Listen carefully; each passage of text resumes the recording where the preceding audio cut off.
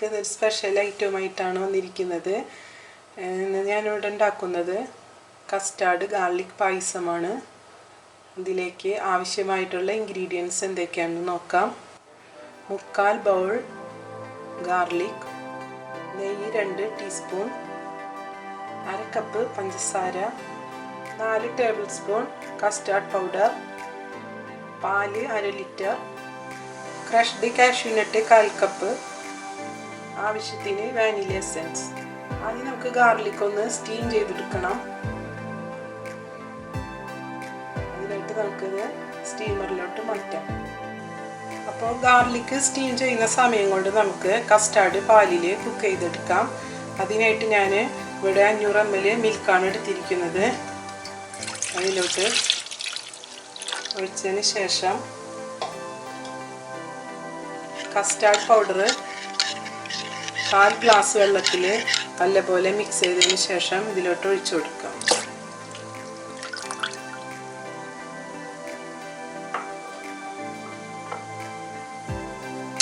നല്ലപോലെ മിക്സ് ചെയ്തിട്ട് നമുക്ക് ഇതിലോട്ട് ഷുഗറും ആഡ് ചെയ്ത് കൊടുക്കാം.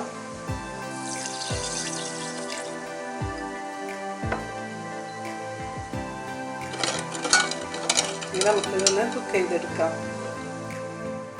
നമുക്ക് കസ്റ്റാർഡ് പൗഡർ കുക്ക് ചെയ്തെടുക്കാം. ഇത് കുറുകി പാകമാകുമ്പോൾ ആണ് നമ്മൾ ഇതിലോട്ട് ഗാർലിക് ചേർത്ത് കൊടുക്കുന്നത്. മീഡിയം ഫ്ലെയിമിലിട്ട് വേണം ഇത് കുക്ക് ചെയ്തെടുക്കാനായിട്ട്. ഈ കസ്റ്റാർഡ് പൗഡർ ഞാൻ വീട്ടിൽ റെഡിയാക്കി എടുത്തതാണ്.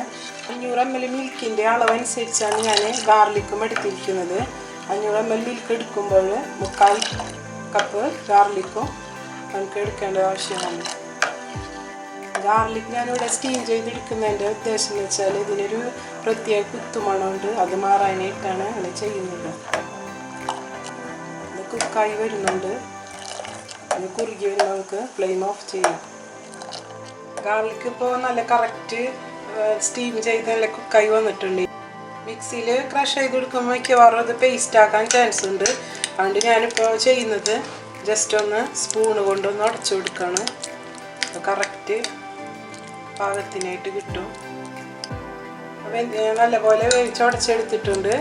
ഇതിടയ്ക്ക് ഇങ്ങനെ പായസത്തിൽ ഇങ്ങനെ കടിക്കുന്ന രീതിയിൽ വെളുത്തുള്ളി നമുക്കൊന്ന് ഫീൽ ചെയ്യുന്ന രീതിയിലായിരിക്കണം.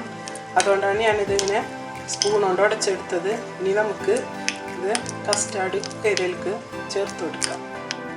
അപ്പോൾ നമുക്ക് ഇത് കസ്റ്റാർഡിലോട്ട് കുക്ക് ചെയ്തതിലേക്ക് നമുക്ക് വെളുത്തുള്ളി ഒന്ന് ചേർത്ത് കൊടുക്കാം.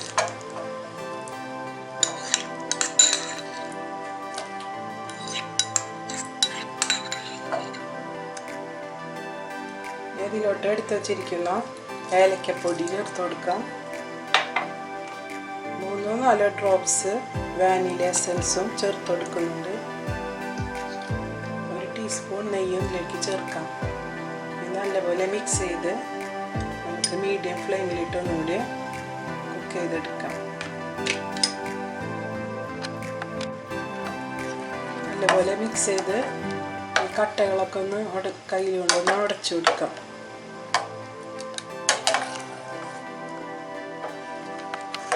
അടിയിൽ പിടിക്കാതെ ശ്രദ്ധിക്കണം. ഗാർലിക് പെട്ടെന്ന് അടിയിൽ പിടിക്കാൻ ചാൻസ് ഉണ്ട്. നമ്മളിതിൽ എല്ലാം ആഡ് ചെയ്തിട്ടുണ്ട്. ഇനി ലാസ്റ്റ് നമുക്കൊരു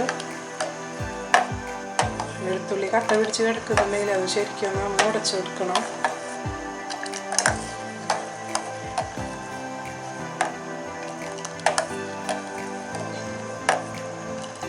ഇളച്ച് വരുമ്പോൾ ഒന്ന് ലോ ഫ്ലെയിമിലിട്ടൊരു 2-3 മിനിറ്റ് കുക്ക് ചെയ്തെടുക്കണം.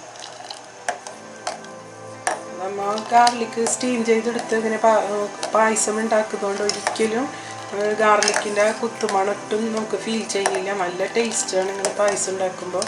എല്ലാവരും ഇതൊന്ന് ട്രൈ ചെയ്ത് നോക്കണം. നല്ല ടേസ്റ്റ് ഉണ്ട്. പിന്നെ പ്രത്യേകം ശ്രദ്ധിക്കാനുള്ളത്, നമ്മൾ സ്റ്റീം ചെയ്തെടുത്ത ഗാർലിക് മിക്സിയിൽ ഇടാത്തതാണ് ഏറ്റവും നല്ലത്. സ്പൂൺ കൊണ്ട് ഉടച്ച് ഇതിലോട്ട് ചേർക്കുന്നതാണ് ഏറ്റവും നല്ലത്. ഇതാകുമ്പോൾ നല്ലപോലെ പേസ്റ്റായി പോകും.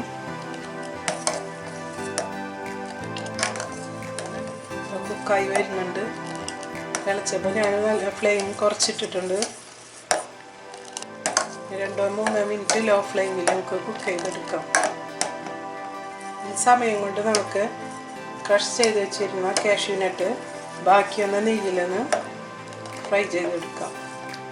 ഇപ്പോൾ പായസം കറക്റ്റ് കൺസിസ്റ്റൻസിയിൽ കുക്കായി വന്നിട്ടുണ്ട്. നമുക്ക് ഫ്ലെയിം ഓഫ് ചെയ്യാം. ഇനി നമുക്ക് കാഷ്യൂ നട്ട് ഒന്ന് ഫ്രൈ ചെയ്തെടുക്കാം. ഈ പാനിലേക്ക് എടുത്ത് വെച്ചിരിക്കുന്ന ഗീ ചേർത്ത് കൊടുക്കാം. ഗീ മെൽറ്റായി കഴിഞ്ഞാൽ അതിലേക്ക് കാഷ്യൂ നട്ട് ഇട്ട് കൊടുക്കാം.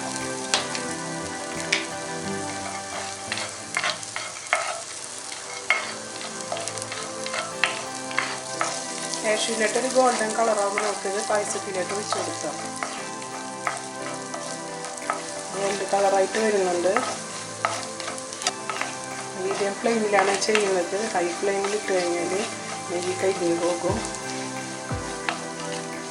നമുക്ക് ഫ്ലെയിം ഓഫ് ചെയ്യാം. കാഷ്യൂ നട്ട് നമുക്ക് പായസത്തിലേക്ക് ചേർത്ത് കൊടുക്കാം.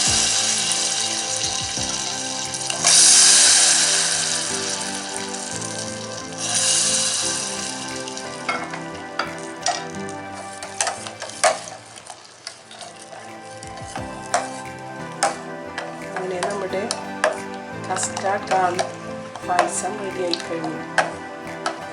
ഇതെല്ലാവരും ഒന്ന് ട്രൈ ചെയ്ത് നോക്കണം.